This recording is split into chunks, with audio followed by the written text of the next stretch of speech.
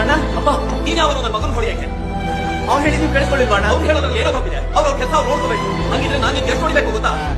ಬೇಡ ಅಪ್ಪ ಬಿಡ. ನನ್ನ ಮಗನ ಹೊಡಿಯಕ್ಕೆ ಏನೋ ಯೋಗ್ಯತೆ ಇದೆ.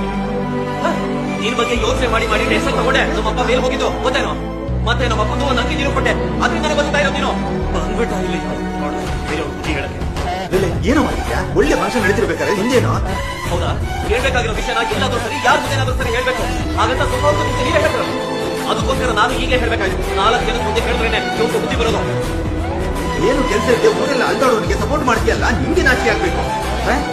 ಅಪ್ಪ ನಿಮ್ಗೆ ಎಷ್ಟು ವಯಸ್ಸು? ವಯಸ್ಸೆಷ್ಟು ನಿಮಗೆ? 25. ಇವ್ರ ವಯಸ್ಸಲ್ಲಿ ನೀವೇನು ಸಾಧನೆ ಮಾಡಿದ್ರಿ? ಏನು ಕಿತ್ತಾಕಿಲ್ಲ ನೀವು. ಮತ್ತೆ ಅವಮಾನ ಖುಷಿ ಕಂಡ್ರೆ ಮಧ್ಯರಾತ್ರಿಯಲ್ಲಿ ನೀವು ಪಕ್ಕದ ಮನೆ ಹೆಂಗಸಿ ಮನೆಗೆ ಹೋಗಿ 3 ಜನರು ಕೈ ಸಿಕ್ಕಾಕೊಂಡಾಗ ಅವತ್ತು ನಮ್ಮ ಅಪ್ಪ ಅನುಭವಿಸಿದ ಒಂದಷ್ಟು ಅವಮಾನನ ನಾನು ಇದರಿಂದ